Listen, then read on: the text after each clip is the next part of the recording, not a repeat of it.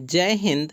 आज हम प्रश्न उत्तर करेंगे NCERT क्लास 9 हिंदी। पुस्तक का नाम है क्षितिज भाग 1 कक्षा 9 पाठ्यक्रम के लिए हिंदी की पाठ्य पुस्तक। अध्याय 1 दो बैलों की कथा, जिसके गद्यकार हैं प्रेमचंद। प्रश्न 1 देखिएगा आप लोगों के सामने। प्रश्न संख्या 1 है, कांजी हाउस में कैद पशुओं की हाजिरी क्यों ली जाती होगी? तो ये प्रश्न क्या है? उत्तर होगा, कांजी हाउस में कैद पशुओं की हाजिरी इसलिए ली जाती होगी ताकि यह पता चलता रहे कि कितने और कौन कौन से जानवर अंदर बंद हैं। यदि किसी जानवर की मृत्यु हो जाए या कोई भाग निकले तो तुरंत जानकारी मिल जाए। यह हाजिरी व्यवस्था और नियंत्रण बनाए रखने के लिए ली जाती थी। प्रश्न संख्या 2 प्रश्न है, छोटी बच्ची को बैलों के प्रति प्रेम क्यों उमड़ आया? तो दूसरे प्रश्न का उत्तर होगा, छोटी बच्ची अनाथ और उपेक्षित थी। उसकी सौतेली माँ उसे मारती पीटती थी, इसलिए उसका मन दुखी रहता था। बैल भी दुख और शोषण सह रहे थे। बच्ची ने बैलों में अपना साथी और मित्र देखा। इस कारण उसका मन बैलों के प्रति दया और प्रेम भर गया और वह चोरी छिपे उन्हें रोटियां खिलाने लगी। प्रश्न संख्या 3 कहानी में बैलों के माध्यम से कौन कौन से नीति विषयक मूल्य उभर कर आए हैं? उत्तर होगा, कहानी में बैलों के माध्यम से निम्नलिखित नीति विषयक मूल्य उभर कर आए हैं। पहला, मित्रता और एकता का मूल्य। हीरा और मोती हर परिस्थिति में साथ रहते हैं। दूसरा, धैर्य और सहनशीलता। हीरा मार खाने पर भी संयम रखता है। तीसरा, न्याय और धर्म पालन। बैल अन्याय सहते हैं लेकिन औरत या बच्ची पर सींग नहीं चलाते। नंबर 4, त्याग और सेवा। मोती अपने मित्र को संकट में अकेला नहीं छोड़ता। नंबर 5, स्वाभिमान और विद्रोह। बैल शोषण और अपमान को हमेशा सहन नहीं करते बल्कि विद्रोह भी करते हैं। प्रश्न संख्या 4 प्रस्तुत कहानी में प्रेमचंद ने गधे की किन स्वभावगत विशेषताओं के आधार पर उसके प्रतिरूढ़ अर्थ मूर्ख का प्रयोग न कर किस नए अर्थ की ओर संकेत किया है? तो चौथे प्रश्न का उत्तर होगा, गधे को आमतौर पर मूर्ख कहा जाता है, परंतु प्रेमचंद ने गधे की जिन विशेषताओं पर ध्यान दिलाया वे हैं सहनशीलता, सीधापन, संतोष, बिना विरोध सब सह लेना, बिना किसी को नुकसान पहुंचाए काम करना। इन गुणों के कारण प्रेमचंद गधे को मूर्ख नहीं बल्कि सहनशील और ऋषि मुनियों जैसा गुणवान बताते हैं। प्रश्न संख्या 5 किन घटनाओं से पता चलता है कि हीरा और मोती में गहरी दोस्ती थी? उत्तर होगा, हीरा और मोती की गहरी दोस्ती निम्न घटनाओं से पता चलता है।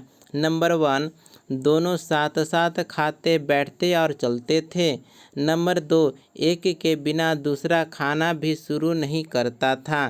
नंबर 3, जब दोनों को पराये घर भेजा गया तो उन्होंने पगहे तोड़कर घर लौटने का निश्चय साथ मिलकर किया। नंबर 4, कठिन परिस्थिति में भी दोनों एक दूसरे का साथ छोड़कर भागे नहीं। नंबर 5, मोती ने कहा, तुम्हें छोड़कर मैं अकेला भाग जाऊं, यह कैसे हो सकता है? प्रश्न 6, लेकिन औरत जात पर सिंह चलाना मना है, यह भूल जाते हो। हीरा के इस कथन के माध्यम से स्त्री के प्रति प्रेमचंद के दृष्टिकोण को स्पष्ट कीजिए। उत्तर होगा, इस कथन से यह स्पष्ट होता है कि प्रेमचंद स्त्री के प्रति सम्मान और मर्यादा का दृष्टिकोण रखते थे। चाहे स्त्री कितनी ही कठोर क्यों न हो। बैलों पशुओं के मुख से भी प्रेमचंद यह कहलवाते हैं कि स्त्री पर हिंसा करना अनुचित है। इससे स्त्रियों के प्रति आदर और सुरक्षा का भाव व्यक्त होता है। प्रश्न संख्या 7, किसान जीवन वाले समाज में पशु और मनुष्य के आपसी संबंधों की कहानी में किस तरह व्यक्त किया गया है। यहाँ पर उत्तर देखिए। कहानी में दिखाया गया है कि गांव के समाज में पशु और मनुष्य एक दूसरे पर निर्भर रहते हैं। नंबर 1, किसान खेतों के लिए बैलों पर निर्भर है। नंबर 2, बैल भी मालिक की देखभाल और प्रेम पर निर्भर है। नंबर 3, झूरी बैलों को परिवार जैसा मानता है और बच्चे भी बैलों को मित्र मानते हैं। नेक्स्ट, वही शोषक लोग पशुओं को केवल मजदूरी का साधन समझते हैं। इससे स्पष्ट होता है कि किसान समाज में पशु और मनुष्य का रिश्ता केवल काम का नहीं बल्कि आत्मीयता और भावनाओं से भी जुड़ा होता है। प्रश्न संख्या 8 प्रश्न है, इतना तो हो ही गया कि 9-10 प्राणियों की जान बच गई, वे सब तो आशीर्वाद देंगे। मोती के इस कथन के आलोक में उसकी विशेषताएं बताइए। उत्तर होगा, इस कथन से मोती की विशेषताएं सामने आती है। पहला, निस्वार्थ भाव, उसने खुद मार खाकर भी दूसरों की जान बचाई। नंबर 2, साहस, उसने जोखिम उठाकर दीवार गिराने में भाग लिया। नंबर 3, त्याग, उसने साथी हीरा को अकेला नहीं छोड़ा। नंबर 4, दयालुता और संवेदनशीलता, उसे दूसरों की पीड़ा का भी ख्याल है। प्रश्न संख्या 9, आशय स्पष्ट करें। प्रश्न 9 का क, अवश्य ही उनमें कोई ऐसी गुप्त शक्ति थी जिससे जीवों में श्रेष्ठता का दावा करने वाला मनुष्य वंचित है। तो उत्तर होगा, यहाँ संकेत है कि हीरा और मोती जैसे बैलों में आपसी समझ और मुख भाषा से बातचीत करने की क्षमता थी। वे बिना बोले एक दूसरे के मन की बात समझ लेते थे। यह गुण मनुष्यों से भी श्रेष्ठ था। प्रश्न 9 का ख, उस एक रोटी से उनकी भूख तो क्या शांत होती, पर दोनों के हृदय को मानो भोजन मिल गया। उत्तर, इसका आशय है कि छोटी बच्ची द्वारा बैलों को दी गई रोटियां उनके पेट की भूख मिटाने के लिए पर्याप्त नहीं थी, लेकिन उस रोटी में प्रेम और स्नेह था। उसी प्रेम ने बैलों के मन को तृप्त कर दिया। प्रश्न संख्या 10, गया ने हीरा मोती को दोनों बार सूखा भूसा खाने के लिए दिया, क्योंकि। तो यहाँ पर 4 ऑप्शन है, उसमें ऑप्शन क सही होगा। गया पराये बैलों पर अधिक खर्च नहीं करना चाहता था। यहाँ पर उत्तर क है। गया झूरी का साला था, बैल उसके लिए पराये थे, इसलिए वह उनके चारे दाने पर पैसा खर्च करना नहीं चाहता था। यही कारण है कि उसने दोनों बार केवल सूखा भूसा ही दिया। रचना और अभिव्यक्ति। प्रश्न संख्या 11, हीरा और मोती ने शोषण के खिलाफ आवाज़ उठाई, लेकिन उसके लिए प्रताड़ना भी सही। हीरा मोती की सहित अपने विचार प्रकट करें। यहाँ पर उत्तर होगा, हीरा और मोती ने इंसान की तरह सोचने और बोलने की हिम्मत दिखाई।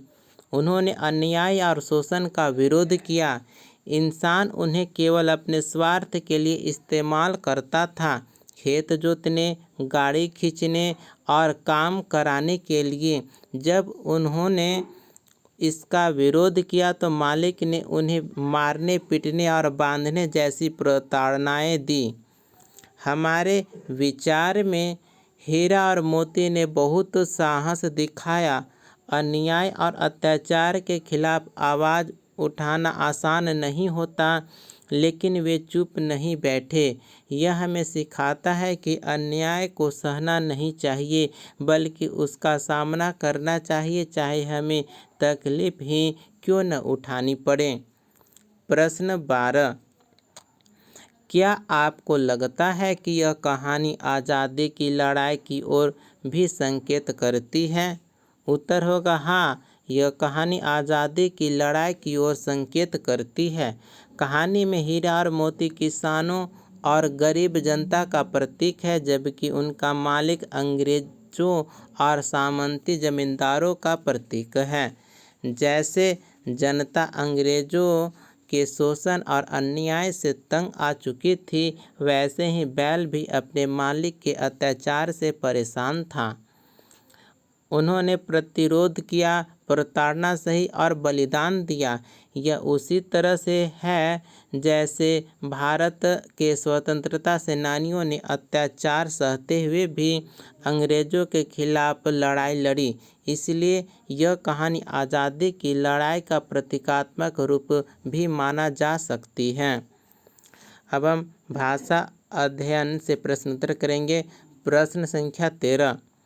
बस इतना ही काफ़ी है, फिर मैं भी जोर लगाता हूँ। ही भी वाक्य में किसी बात पर जोर देने का काम कर रहे हैं। जैसे यहाँ देखिए, बस इतना ही, मैं भी, यहाँ पर भी है, तो ही और भी जोर देकर काम करने का प्रयास कर रहे हैं। ऐसे शब्दों को निपात कहते हैं। कहानी में से 5 ऐसे वाक्य छांटिए जिनमें निपात का प्रयोग हुआ हो।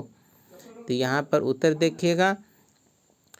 कहानी से निपात युक्त वाक्य इस प्रकार है। पहला, मैं भी तुम्हारे साथ चलूँगा। दूसरा, यह काम तो हीरा ही कर सकता है। तीसरा, आज हम भी चुप न रहेंगे। चौथा, मालिक ने तो हमें ही सताया है।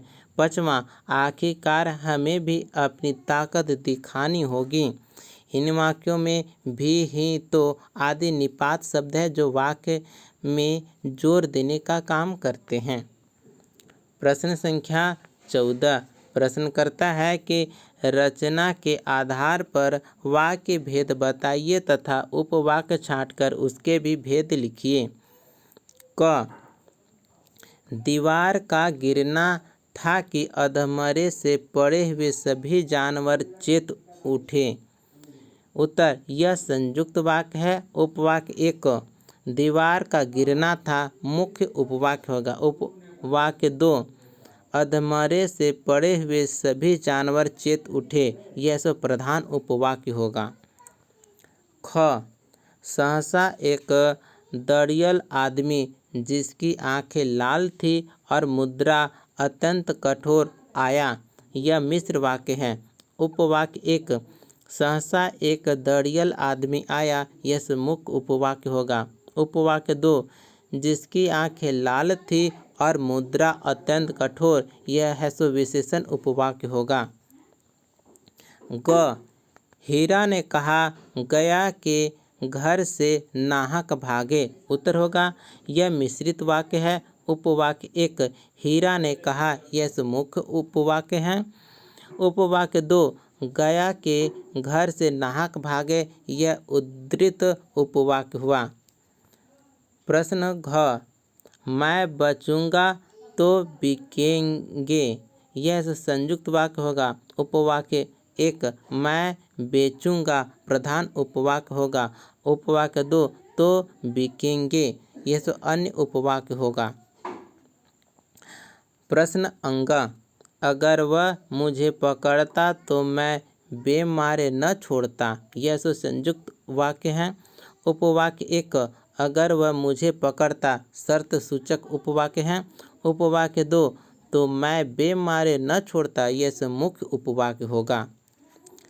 प्रश्न संख्या 15 प्रश्न है, कहानी में जगह जगह मुहावरों का प्रयोग हुआ है। कोई 5 मुहावरे छांटिए और उनका वाक्यों में प्रयोग कीजिए। यहाँ पर उत्तर है कि 5 मुहावरे और उनके प्रयोग इस प्रकार हैं। पहला, अधमरे होना, मालिक की मार से बैल अधमरे हो गए। दूसरा, नाक कटना, परीक्षा में फेल होकर उसकी नाक कट गई। तीसरा, पसीना पसीना होना, गर्मी में काम करते करते वह पसीना पसीना हो गया। चौथा, आंखें लाल होना, गुस्से में उसकी आंखें लाल हो गई। पांचवा, जान पर बन आना, तेज आंधी में यात्रियों की जान पर बन आई। इसी प्रकार से यह जो कहानी है 2 बैलों की कथा, इसका प्रश्न उत्तर यहीं पर कंप्लीट होता है। मिलते हैं अगले वीडियो में। धन्यवाद।